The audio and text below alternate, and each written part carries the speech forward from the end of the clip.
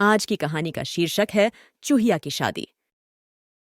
बहुत पुराने समय की बात है। गंगा नदी के तट पर एक सुंदर सा आश्रम था। उस आश्रम में एक ज्ञानी सन्यासी रहते थे। एक बार गुरुजी नदी में नहा रहे थे। उन्होंने देखा कि एक बाज छोटी सी चूहिया को अपने पंजों में जकड़ कर ले जा रहा था। अचानक वह चूहिया बाज के पंजों से गिरकर सीधे गुरु के हाथ में आ गिरी। गुरु ने देखा कि वह बाज अभी भी आसमान में इधर उधर उड़ रहा है, तो नहाने के बाद वे उस चूहिया को अपने साथ ले गए। रास्ते में उनके मन एक विचार आया और उन्होंने उस चूहिया को अपनी शक्ति से एक छोटी लड़की बना दिया और अपने आश्रम में ले गए। जब गुरु घर पहुंचे तो उन्होंने अपनी पत्नी से कहा, हमारी कोई संतान नहीं है, तो इस कन्या को भगवान की कृपा और आशीर्वाद समझकर हमें स्वीकार कर लेना चाहिए। गुरुदेव की पत्नी बहुत ही खुश हुई और उसने खुशी खुशी उस छोटी सी बच्ची को स्वीकार कर लिया।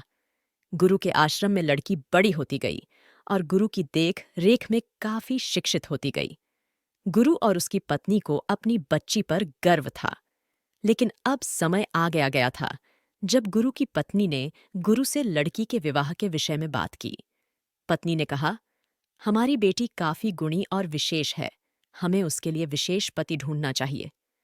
इसी बीच उनकी बेटी ने भी कहा कि मैं अगर किसी से शादी करूंगी तो वो दुनिया का सबसे शक्तिशाली व्यक्ति होना चाहिए। बेटी की इस बात से गुरु भी सहमत हुए और अपनी बेटी के वर ढूंढने में निकल पड़े। उन्होंने सोचा कि इस संसार में सूर्य से शक्तिशाली भला कौन हो सकता है। अगले दिन सुबह गुरु ने सूर्य से कहा, कृपा करके मेरी बेटी से विवाह कर लीजिए। तो सूर्य देव ने जवाब दिया, मैं तो विवाह के लिए तैयार हूं, पर अपने बेटी से पूछ कर देखें। जब गुरु ने अपनी बेटी से पूछा तो उसने विवाह के लिए मना कर दिया और कहा, पिताजी, सूर्य तो पूरी दुनिया को रोशनी देते हैं, पर वह तो बहुत गर्म है, जो भी उनके पास जाएगा भस्म हो जाता है। यह सुनते ही सूर्य ने सलाह दी और कहा, गुरुजी, आप बादलों के पास जाइए, वह मुझसे भी ताकतवर हैं, वो मेरी रोशनी को भी रोक सकते हैं। यह सुनने के बाद गुरु ने बादलों को बुलाया और कहा, बादलों के राजा मेरी पुत्री को अपनी पत्नी के रूप में स्वीकार करें। बादलों के राजा ने जवाब दिया, मैं तो तैयार हूं, परंतु अपनी पुत्री से पूछ लें। बेटी ने दोबारा विवाह के लिए मना कर दिया और कहा, बादलों का राजा अंधकार है, गीला और ठंडा भी है, मेरे लिए पिताजी कोई अच्छा सही पति चुनिए। गुरुजी सोच में पड़ गए कि उनकी बेटी के लिए सही वर कौन होगा। तभी बादलों के राजा ने सलाह दिया, तूफान के राजा के पास जाइए, वो मुझसे भी ताकतवर है, क्योंकि वो जहां चाहे मुझे उड़ाकर ले जा सकता है। यह सुनते ही गुरुजी ने अपने शक्ति से तूफान के राजा को बुलाया और तूफान के राजा प्रकट हुए। गुरुजी उनसे बोले, क्या आप मेरी बेटी से विवाह करेंगे? यह सुनने पर तूफान के राजा ने भी जवाब में कहा, मैं तो तैयार हूं, क्या आपकी बेटी मुझसे विवाह करेगी?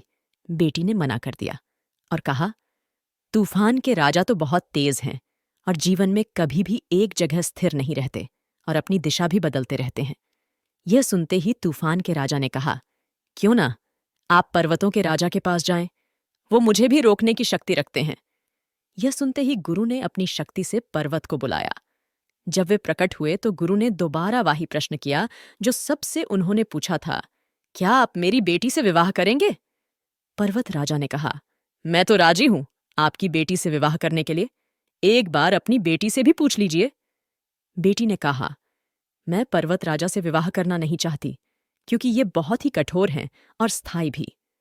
गुरु चिंतित होकर सोचने लगे, पर्वत राजा से भी अच्छा वर उनकी बेटी के लिए कौन हो सकता है? सोच में पड़ते देख पर्वत राजा में सलाह दिया, क्यों ना आप चूहों के राजा से पूछें, वो तो मुझसे भी ज्यादा बेहतर हैं, क्योंकि इतना मजबूत होने पर भी वो मेरे शरीर पर छेद कर सकते हैं। यह सुनने पर गुरु ने जल्द से अपने शक्ति से चूहों के राजा को बुलाया। जब चूहों का राजा आया तो गुरु के सवाल करने पर उसने भी विवाह के लिए हाँ किया और कहा, मैं तो तैयार हूं, आप अपनी बेटी से एक बार पूछ लें।